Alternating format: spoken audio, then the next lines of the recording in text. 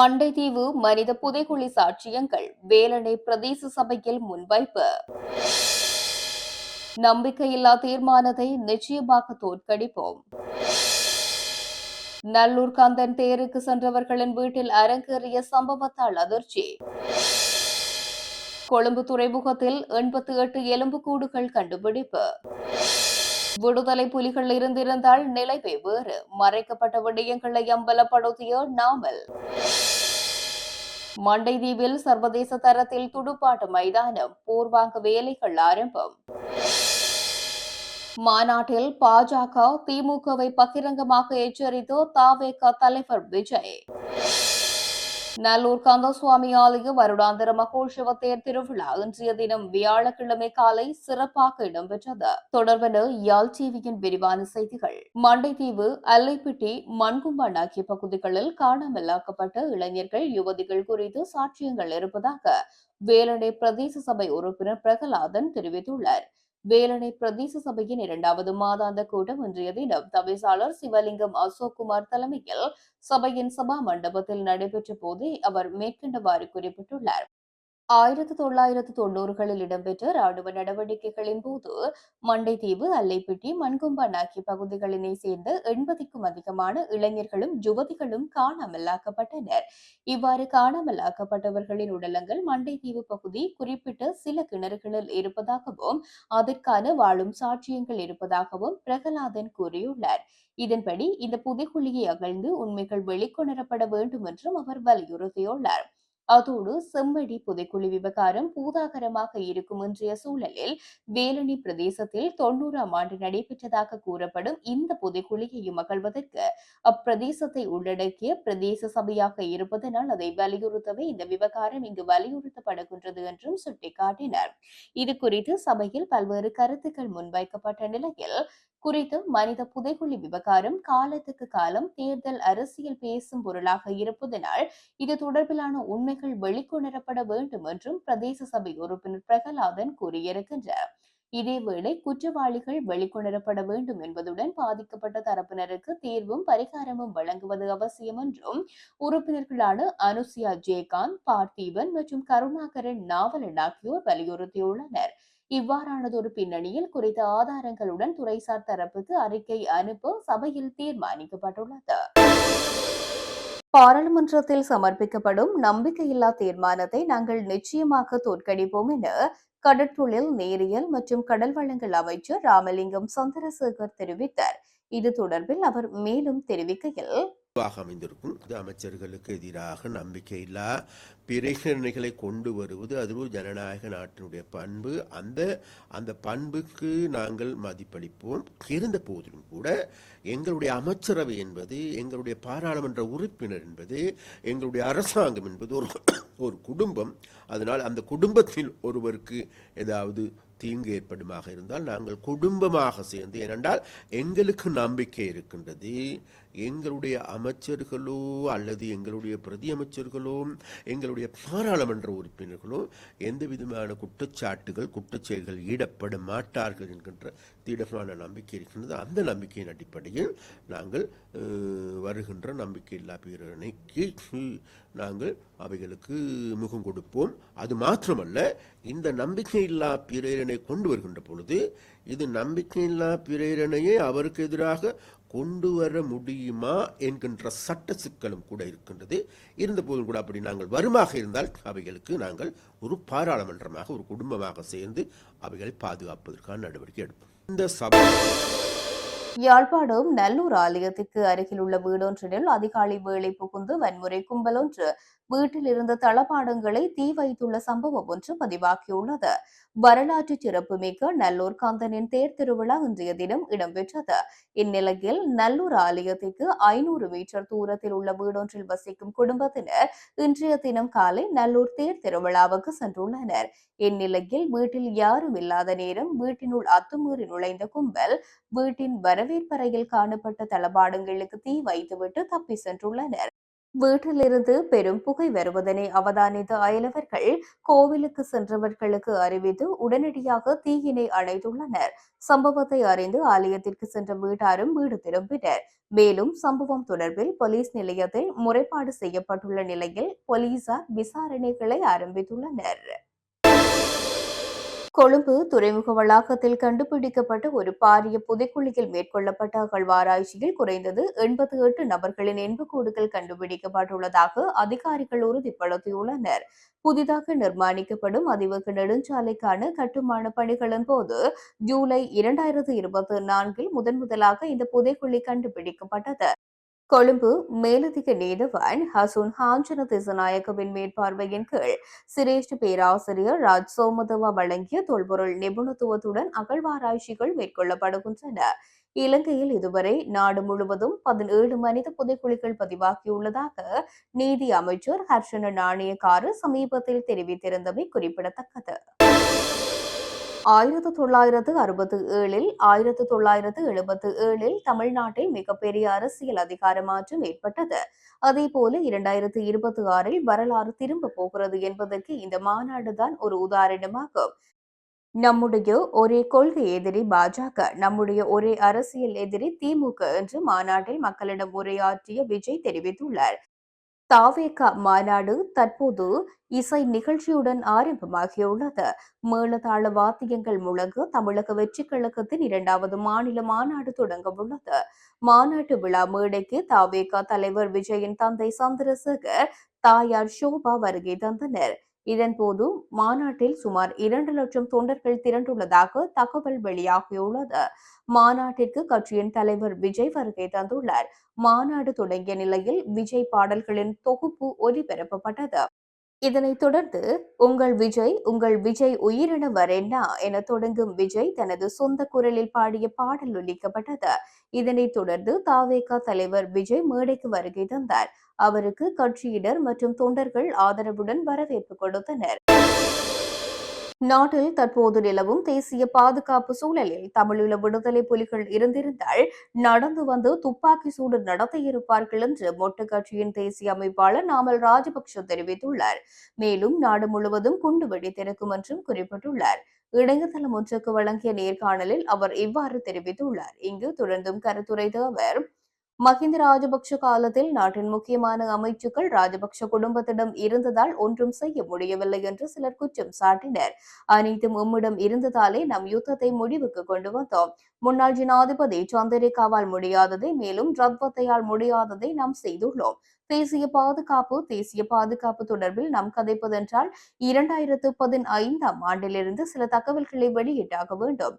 2015 ஆண்டு முதல் நமது நாட்டின் அனைத்து புலனாய்வு துறைகளும் வலுவிழக்க செய்யப்பட்டன. அதன் ஒரு பெரும் நிகழ்வே ஈஸ்டர் குண்டு தாக்குதல்.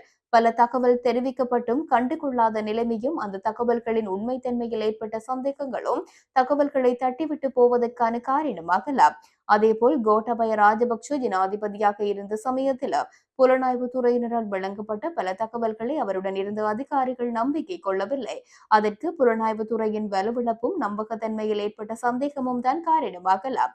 அத்தோடு அறகலிய போராட்டத்தின் போது தகவல்கள் வழங்கப்பட்டுள்ளன. அதற்கும் இவை காரணங்களாக இருந்திருக்கலாம். ஜனாதிபதி அனுரவின் அரசாங்கத்திலும் அவ்வாறே இருந்திருக்கின்றது. ட்ரெயில் மோட்டார் சைக்கிளில் வந்த திட்டமிட்ட குற்ற செயல்களில் ஈடுபடும் கும்பல்கள் இன்று ஸ்கூட்டர்களில் வந்தே துப்பாக்கி பிரயோகங்களை மேற்கொள்கின்றனர். புலனாய்வு தகவல்கள் கிரமமாக கிடைக்கும் என்றால் தொடர் துப்பாக்கி சூட்டு சம்பவங்களை முறியடித்திருக்கலாம் என்றார். சர்வதேச தரத்தில் துடுப்பாட்ட மைதானம் மண்டைதீவில் அமைக்கப்படவுள்ளது. அதற்கான பூர்வாங்க வேலைகள் நடைபெற்று வருகின்றது.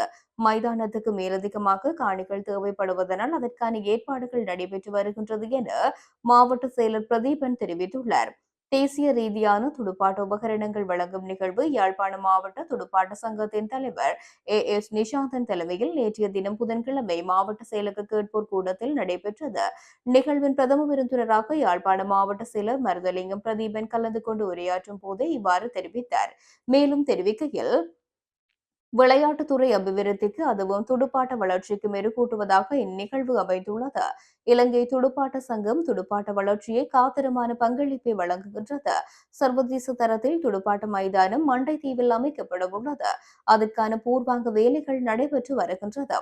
விளையாட்டுத்துறை அமைச்சர் 2 தடவைகள் மண்டைதீவுக்கு விஜயம் செய்து ஆராய்ந்துள்ளார்.